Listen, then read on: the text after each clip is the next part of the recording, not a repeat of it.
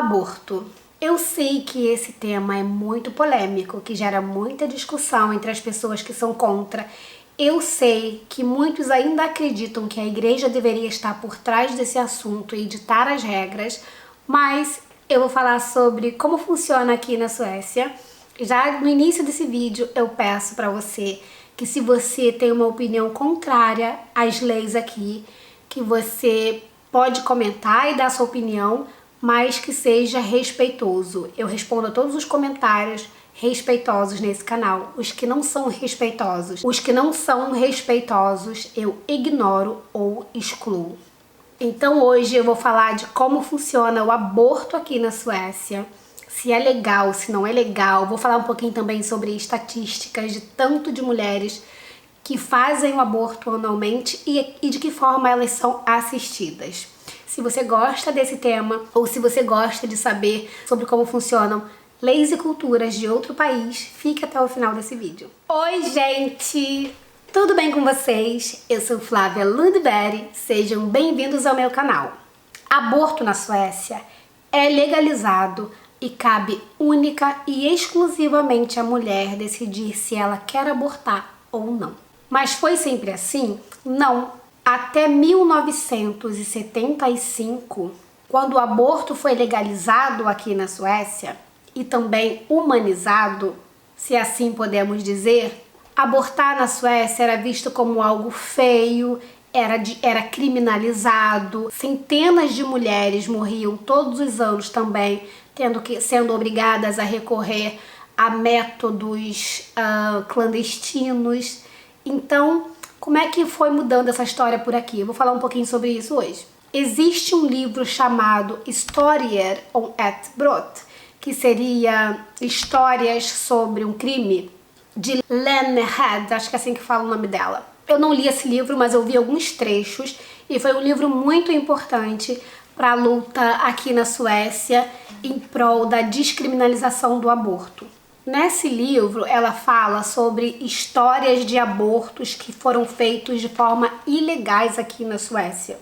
Essa história do aborto livre começou aqui lá para 1920, quando a mulher finalmente passou a ter o direito a votar e daí ela pôde também participar mais ativamente da vida da sociedade. Já nos anos 30, o governo fez uma investigação para saber quantas mulheres haviam abortado ilegalmente durante aquele período. O número recolhido foi entre 10 a 24 mil mulheres por ano. Acredita-se, obviamente, que o número era muito maior, mas nem todo mundo assumia, porque nesse período, nos anos 30, aqui na Suécia, o aborto ainda era ilegal. Resumindo essa historinha, a sociedade sueca, especialmente as mulheres, tiveram que lutar e lutar muito para mudarem esse cenário e conseguirem de fato poderem abortar e terem a escolha e decisão sobre os seus próprios corpos. Foi só finalmente em 1975 que essa prática deixou de ser criminalizada e passou a ser legalizada. E daí o sistema de saúde também precisou ser adaptado, conversas precisaram ser feitas na sociedade, uma série de medidas para que a mulher se sentisse agora segura e não criminalizada como foi durante toda a vida. A Suécia já era um país, laico, se assim podemos dizer. A igreja não tinha mais muito poder aqui nessas decisões, como em muitos países que a gente pode ver, como por exemplo o Brasil, é a igreja quem está ditando os níveis de moralidade e imoralidade das pessoas. E ainda assim foi muito difícil para as mulheres conseguirem legalizar e terem o direito de fazer o que elas quiserem do próprio corpo delas. Eu sou super a favor de que essa decisão seja tomada por mulheres em qualquer local do planeta. No Brasil, por exemplo, quem está fazendo normalmente as leis proibindo que o aborto seja legalizado são homens. Milhares de mulheres morrem diariamente por causa de abortos ilegais, e isso fomenta uma outra indústria gigantesca de carniceiros que fazem os abortos ilegais em clínicas clandestinas. Então, isso é uma coisa que precisaria ser revista lá também.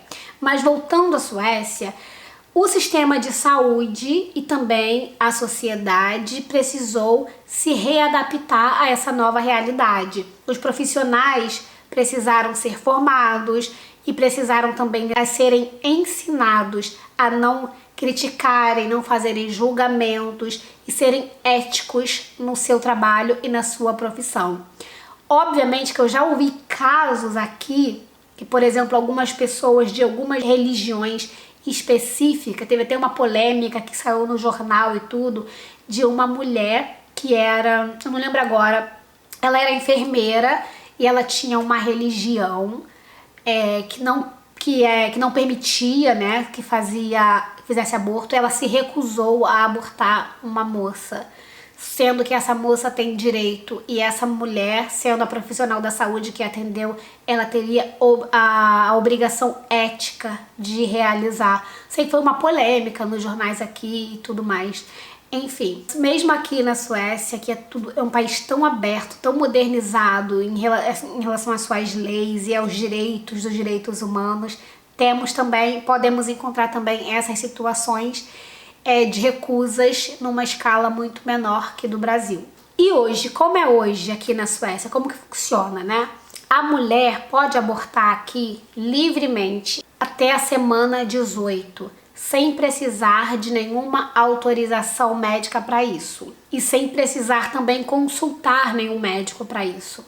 O aborto é feito por um médico ou um enfermeiro ou enfermeira especializados no assunto. Não tem uma idade mínima para abortar, mas, por exemplo, se um adolescente que tem menos de 15 anos quiser fazê-lo, eles recomendam que essa criança, né, adolescente, converse com seus pais e que os pais também estejam de acordo, porque provavelmente esse adolescente vai precisar de apoio psicológico, apoio familiar, porque o que faz um adolescente de 15 anos engravidar com tanta informação que se tem aqui, e o que faz também depois eu querer abortar, né? Não é nada comum na Suécia você ver adolescentes com criança. Nada comum. Em geral, as pessoas têm filhos aqui muito mais velhos, porque isso vai afetar toda a estrutura da sociedade, né?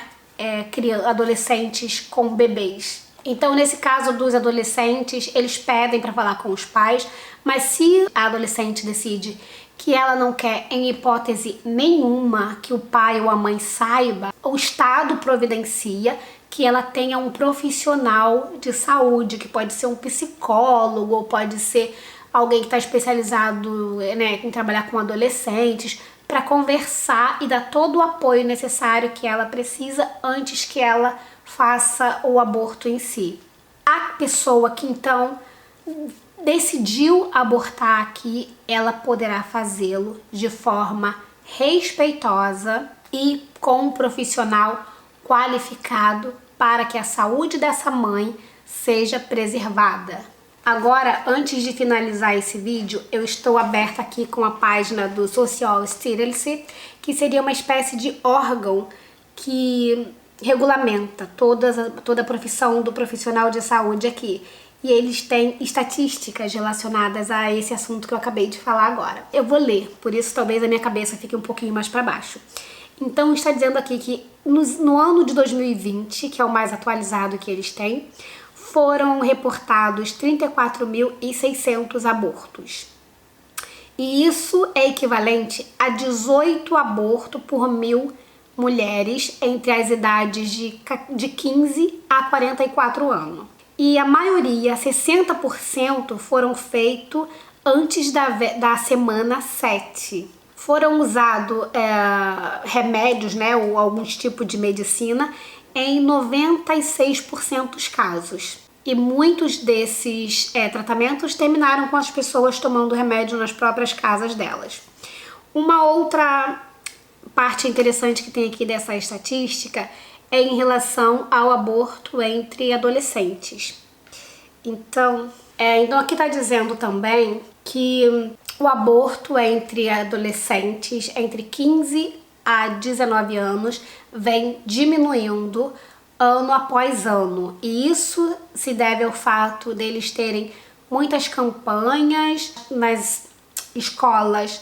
As crianças também têm aulas sobre sexualidade, sobre métodos preventivos e informação geral da sociedade. Aqui você encontra informação sobre esses assuntos em todos os lugares. Então é muito fácil acesso à informação e as pessoas se sentem seguras de procurar os profissionais caso elas precisem.